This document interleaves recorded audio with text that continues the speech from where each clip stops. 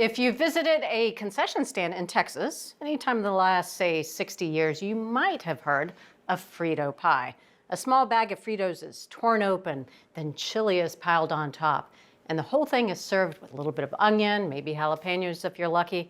Now, it's a great thing to eat right out of the bag. Usually you have it at a ballpark, but today we're having it here in the kitchen because Ashley's going to show us how we can make it at home. I am. So they're also known as walking tacos, but surprisingly, these are neither a taco or a pie. Right.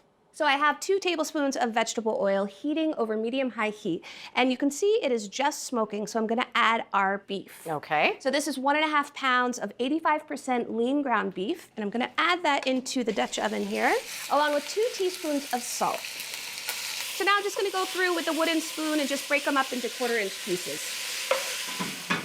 So I'm gonna let this cook for 12 to 14 minutes until the hamburger is well browned and there's fond developing on the bottom of the Dutch oven. I love it. You're so New England. Yeah, it's the hamburger. Well, I almost said Hamburg. Yeah, perfect. All right, so I've got 2 onions here, and we're gonna use the onions in 2 different places. But first, we're gonna be adding them to the pot. But I'm gonna go through and finely chop them.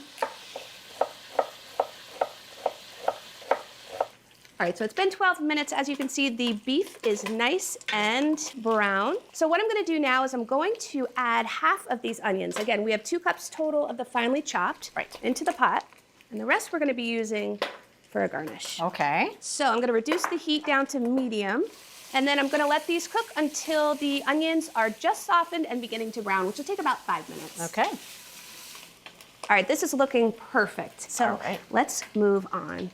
I have a good amount of garlic. I've got 6 cloves of minced garlic that I'm gonna add in here. You are not fooling around. No vampires tonight.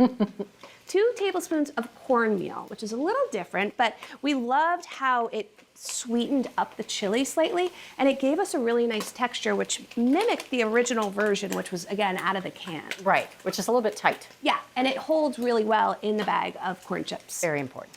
And this, I have 2 tablespoons of chili powder. I have 2 teaspoons of black pepper, 1.5 teaspoons of cumin, and finally, I've got some dried oregano. This is 1 teaspoon of dried oregano. Okay. So I'm gonna let this cook for about 1 minute until fragrant.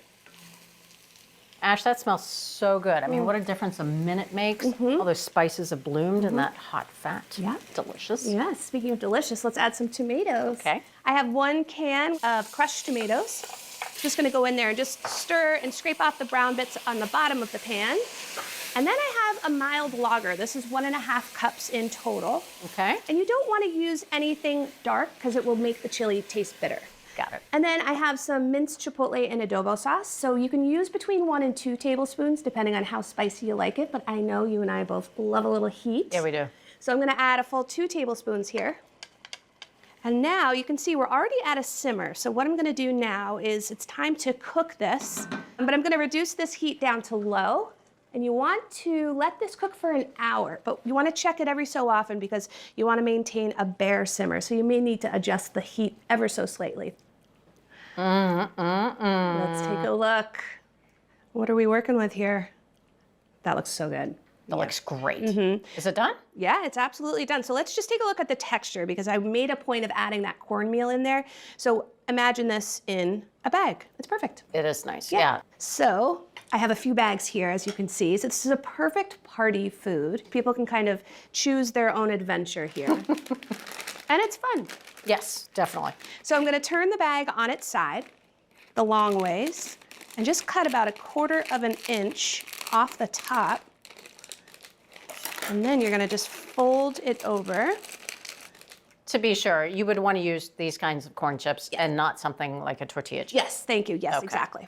So you want about 1/2 cup per bag. I'm gonna put a little bit more in there.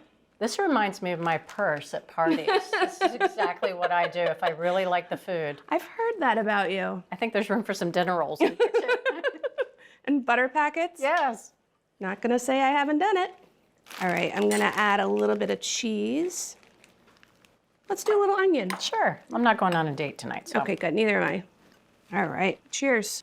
We have never eaten a food like this on this show. So, coming out of this bag. Yep.